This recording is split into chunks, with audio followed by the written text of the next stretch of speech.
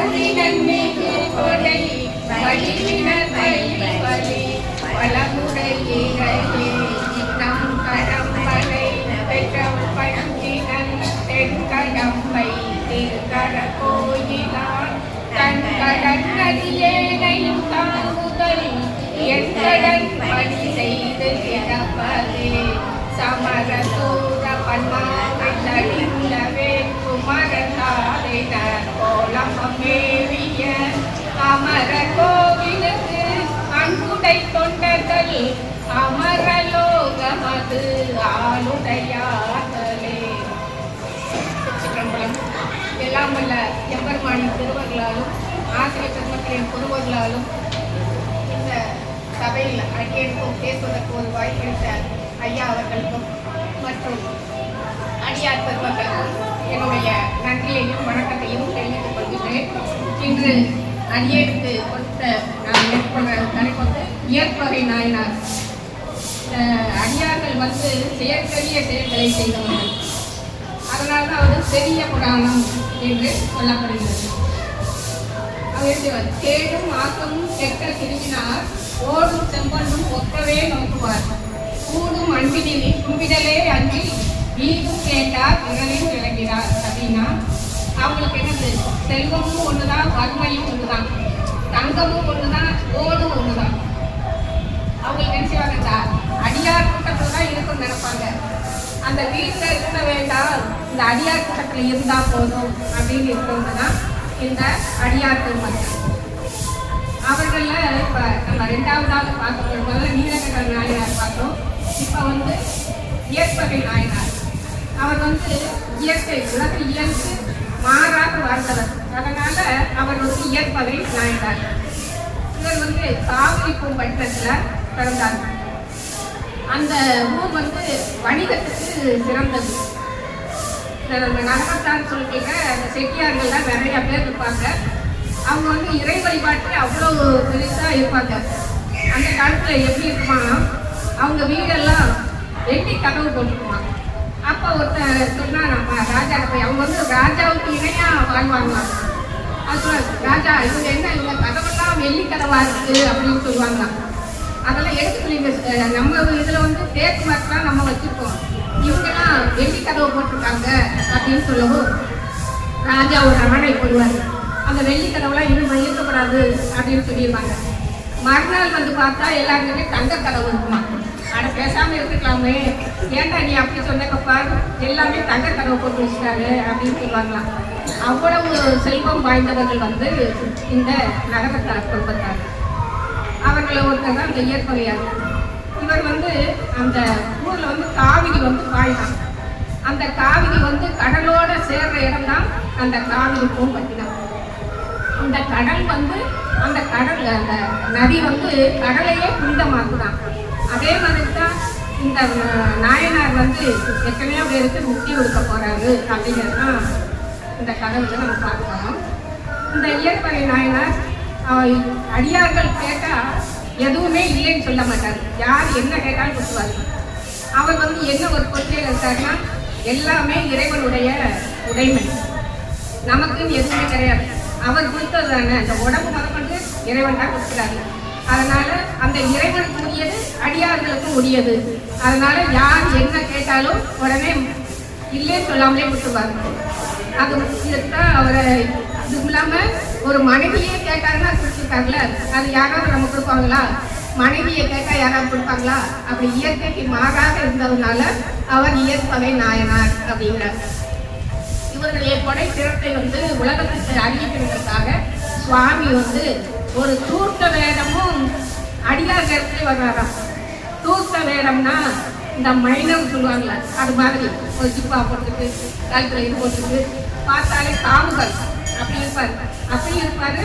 அந்தனராகவும் இருக்காராம். அதுவே இயற்கைக்கு மாறாது. 2 வேடத்துல வர்றாரு. அந்தனராகவும் இருக்காரு, தூர்த்த வேடத்திலே இருக்காராம். அப்படி வர்றாரு. இவர்கிட்ட கேட்குறாரு, இல்லையா நீ எல்லாமும் யாரும் அடியார்கள் கேட்டா இல்லைன்னு சொல்லாம கொடுப்பியாம்ல அப்படின்னு கேட்குறாரு. ஆமையா, அதனால என்கிட்ட இருக்கிற பொருளாக இருந்தால் நான் கொடுத்துருவேன். என்னதுன்னா எல்லாமே இறைவன் தான் எனக்கு கொடுத்தது, எல்லாமே அது இறைவன் உடைமை. அந்த பொருட்கள் எல்லாம் அடியவர்களுக்கும் உரியது. அது மாதிரி நீங்க நான் ஒன்று கேட்பேன், நீ ஒரே கொடுக்குறியா அப்படின்னு கேட்பாரு. தாராளமாக கேளுங்க, என்கிட்ட இருக்கிற பொருளாக இருந்தால் நான் உங்களுக்கு உடனே கொடுத்துருவேன் அப்படின்னு சொல்கிறாரு. சரின்னு சொல்லி அவர் கேட்குறாரு, உன்னுடைய காதல் மனைவியை எனக்கு கொடுக்கணும் அப்படின்னு சொல்கிறாரு. இப்போ இதே தான் வேற யாருன்னா எப்படிதான் நிற்காக போச்சு நான் நேரமே அடிச்சு விடுவாங்க அவங்கள. ஆனால் இவர் சொல்கிறாரு, அதை விட சந்தோஷப்பட்டாராம் முதல்ல இருந்ததை விட. நல்ல வேலைக்கு என்கிட்ட இருக்கிற பொருளை கேட்டீங்க அப்படின்னு சொல்லி இவர் சந்தோஷப்படுறாரு. அப்புறம் போய் மனைவிட்ட சொல்கிறாரு, இப்படி நான் உடைய நெய்யடியாருக்கு கொடுத்துட்டேன் அப்படிங்கிறாங்க. இவருக்கு ஒரு நிமிஷம் அப்படியே அவங்க யோசிக்கிறாங்க. பிறகு அவங்களுக்கு ஒரு தெளிவு வந்துட்டாங்க. சரி, நம்ம இவர் வந்து அடியார்களுக்கு என்ன செய்யணுமோ அதுதான் செய்வார், அவருக்கு வந்து நம்ம அதை உதவியாக இருக்கணும் அப்படின்னு சொல்லி அவங்க நினச்சிருக்காங்களாம். இதே இது நம்ம பார்த்தீங்கன்னா அவங்க வந்து இறைவனுக்கு செய்வதில் அப்படி ஒரு சரியாக தவறான கூட யோசிக்க மாட்டாங்களாம். இதே மாதிரி தான் ஒரு தடவை காஞ்சிபுரத்தில் வந்து நம்ம அம்மா கைலையில் இருக்கும்போது சுவாமி கண்ணை போய் கொட்டிடுவாங்க. ஒரு நிமிஷத்தில் எல்லாமே இருளாயிரும். பல உயிர்கள் ரொம்ப துன்பப்பட்டிருக்கு. ஒரு நிமிஷம்னா அவ்வளோ ஒரு நேரம் எல்லா உயிர்களும் துன்பப்படவும் அப்பா வந்து சத்தமிடுவார், நீ ஏமாற்றி பண்ண எல்லா உயிர்களும் அந்த உலகமே இருந்துரும். அப்போ எவ்வளோ உயிருக்கு கஷ்டங்கள், அதனால் உனக்கு ஒரு நீ போய் பூமியில் பறந்து தவம் செய்துட்டு அதுக்கப்புறம் வாழ் சொல்கிறாங்க. அதுக்காக அவங்க போய் காஞ்சிபுரத்தில் போய் தவம் இருக்காங்க. தவம் இருந்து சுப பூஜை பண்ணிகிட்டே இருப்பாங்க. மண்ணினால் லிங்கம் செய்து அதில் வச்சு வழிபாடு பண்ணிட்டு இருக்காங்க. அப்போ சுவாமி வந்து அப்படி வெள்ளமாக வருவார். வந்து அந்த இதை அழிக்க போகிறாங்க. அம்மா போய் அப்படியே ஆவி கட்டி பிடிப்பாங்களாம் அந்த மண் சிவலிங்கத்தை. அப்போ அவங்களுக்கு வந்து துளைத்தளமும் இந்த வளையல் தரமும் அது மேலே படுமா. ஏன்னா அவரே கங்கையை தலையில் வச்சுருந்தாரு, அவரை வந்து வெள்ளம் அழிக்க முடியுமா? ஆனால் அவங்களுக்கு அந்த உண்மையான அன்புனால அப்படி சிவலிங்கம் அழிஞ்சிருமோ அப்படின்னு சொல்லிட்டு அப்படியே ஆவி கட்டி பிடிக்கிறாங்க. அதே மாதிரி தான் நம்ம கண்ணப்ப நாயனாருக்கு வந்து அந்த சிவலிங்கத்தில் ரத்தமாக வரியும் போது இப்படி எப்படி கையில் இருக்க ரத்தம் வரும்னு அவரெல்லாம் யோசிக்கல. இந்த அன்பு இருக்கும்போது ஆராய்ச்சி இருக்காது. அதனால் என்ன செஞ்சாங்க, இப்படி கண்ணை தோண்டி அப்படின்னாரு.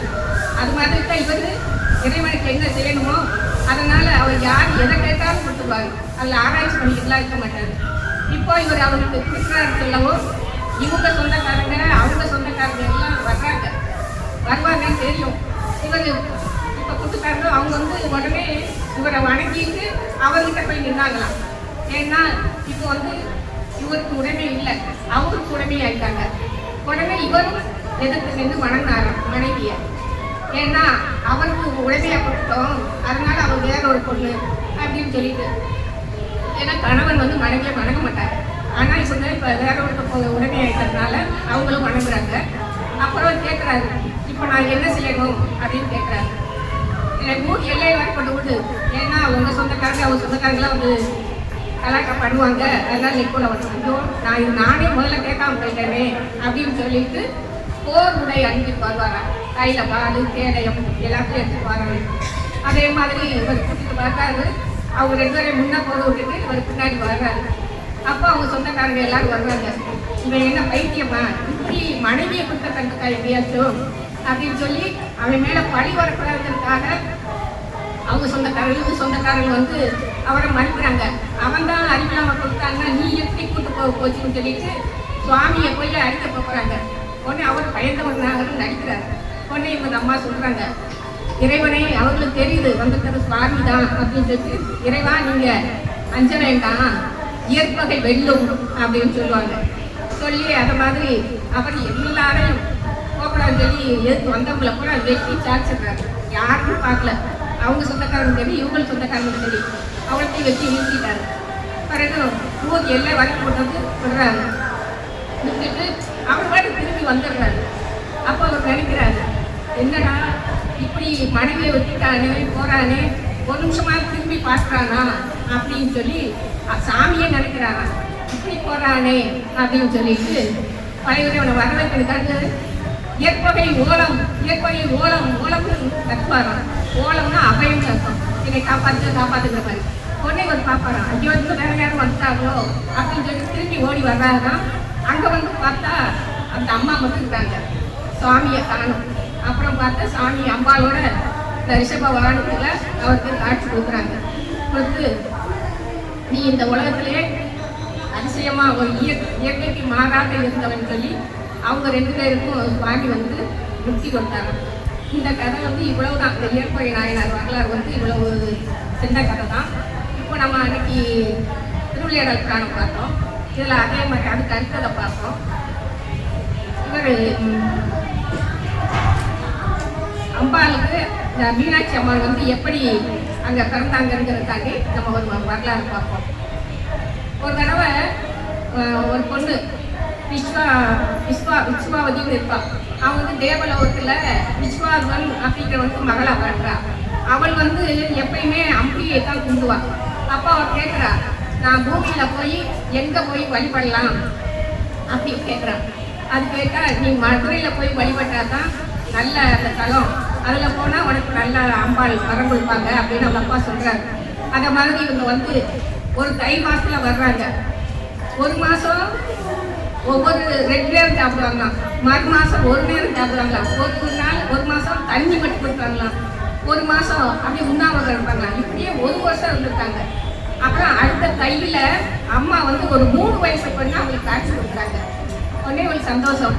அப்போ அவங்க கேட்குறாங்க, உனக்கு என்ன வர வேணும் அப்படின்னு கேட்டால், எனக்கு அடுத்த பிறவியில் நீ 3 வயசு பொண்ணாவே எனக்கு கிடைக்கணும், நீ எனக்கு மகளாக பிறக்கணும் அப்படின்னு சொல்கிறாங்க. சரின்னு சொல்லி அம்பாள் வர கொடுத்துட்டாங்க. இப்போ மலையரசன் காஞ்சன மாலை அவங்களுக்கு வந்து குழந்தையே இல்லை. அப்போ என்ன செய்கிறாங்க, ராஜா அவ்வளோ வசதியோடு என்ன இருக்கிறாரு, குழந்தை இல்லையே என்னன்னு சொல்லவும் அவர் வந்து அஸ்வமேத யாகம் போய் 99 நடத்திட்டார். 100 நடத்தினா அவர் இந்திரனா மாறிடுவார். உடனே இந்திரன் பயந்து போய் எங்கடா நம்ம பதவி பறி போயிருந்தேன்ட்டு ஓடியாரார்.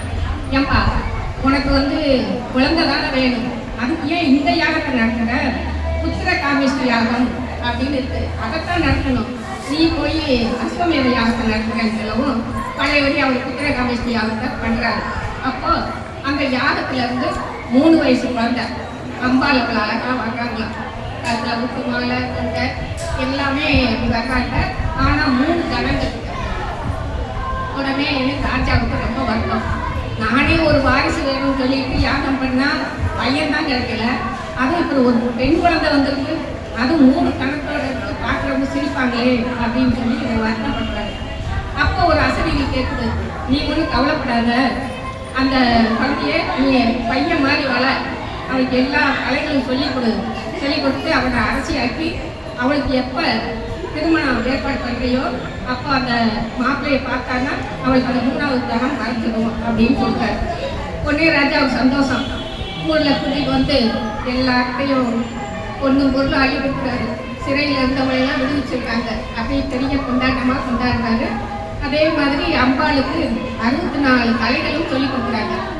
6 கலைகள் 64. அந்த காலத்தில் அரசர்கள் இருந்தாங்கன்னா அரசன் அமைச்சர் எல்லாருமே அப்படி தெரியுமா, நமக்கு என்னன்னே தெரியாது. 64 கலைகள் என்ன கூட நமக்கு தெரியாது நம்ம அப்படின்னு. அவங்க அப்படி இருந்திருக்காங்க. குதிரை ஏற்றம், யானை ஏற்றம் எல்லாமே படிச்சுட்டு போயிட்டாங்க. இவர் பார்த்தாரு, மகளுக்கு பட்டாபிஷேகம் செஞ்சு வச்சுட்டாரு. மலை தோஷம் பண்ணிட்டு கொஞ்ச நாளில் அவர் இறந்துடுறாரு. அப்புறம் இவங்க தான் ஆட்சியை பார்க்குறாங்க.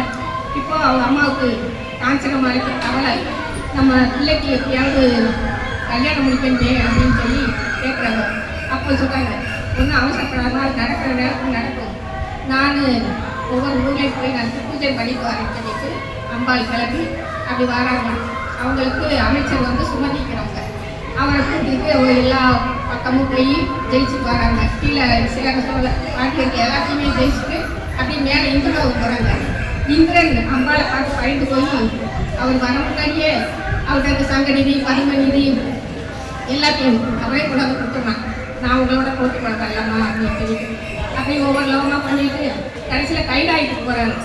கைலாயத்துக்கு போகவும் அங்கே நந்தியம் பெருமான் பார்க்குறாரு. பார்த்து அம்பாள் வந்துட்டார் அப்படின்னு சொல்லிட்டு சுவாமிகிட்ட போய் சொல்கிறாரு. முதல்ல அங்கே இது பண்ணிட்டு அப்படின்னு சொல்லவும் அந்த பூதகணங்கள்லாம் வந்து அப்பாவை கூட சண்டை போடுது. அம்பா முன்னாடி நிற்க முடியுமா, எல்லாம் தோற்று ஓடி போயிடுது.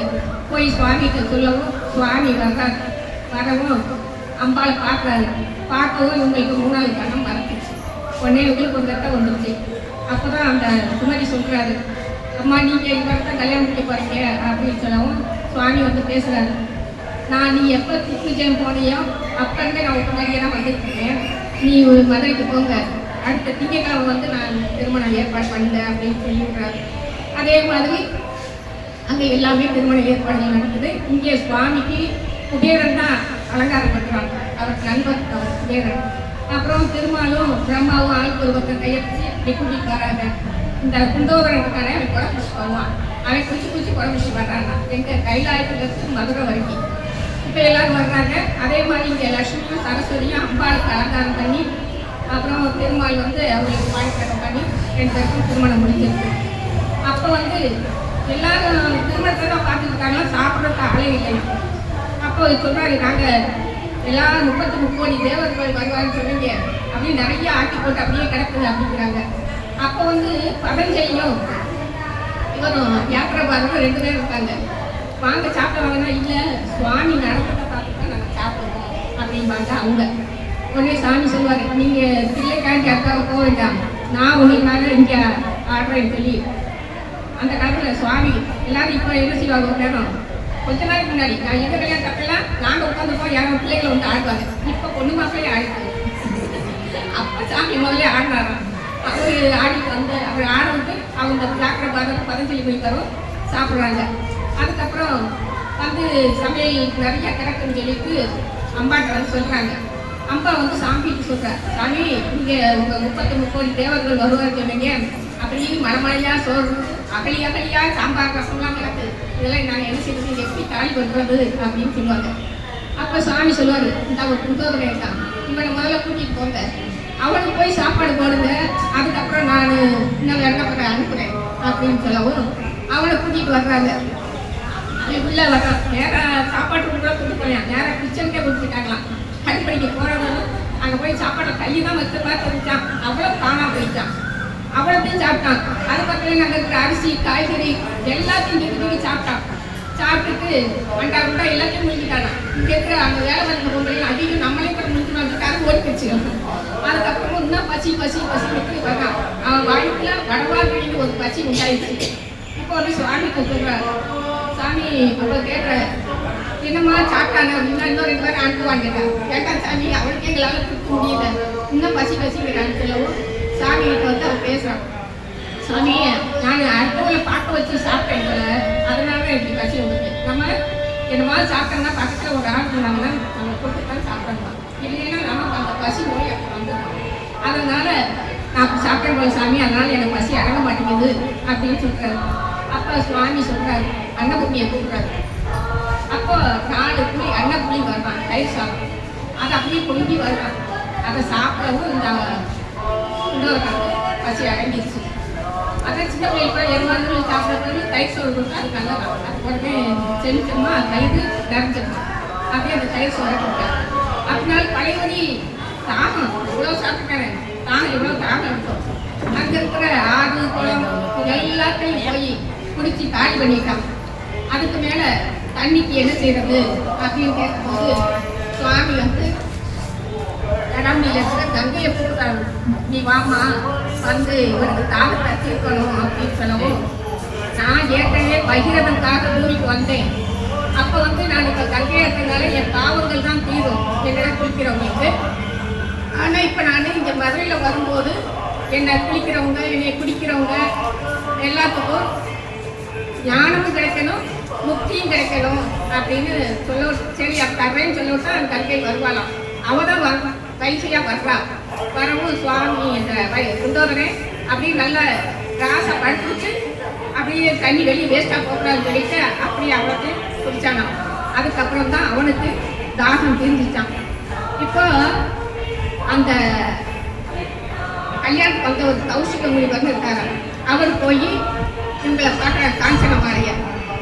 அப்போ அவங்க கேட்குறாங்க, நான் ஏதாவது தவம் இருக்கிறதுனா என்ன செய்யணும் அப்படின்னு கேட்குறாரு.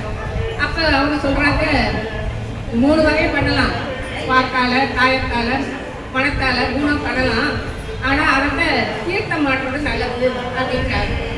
எங்கே போய் தீர்த்தம் மாட்டினா, நதியில் போய் தீர்த்தம் மாட்டுறது கடலில் தீர்த்தம் மாட்டினா நல்லது அப்படிங்கிறாரு.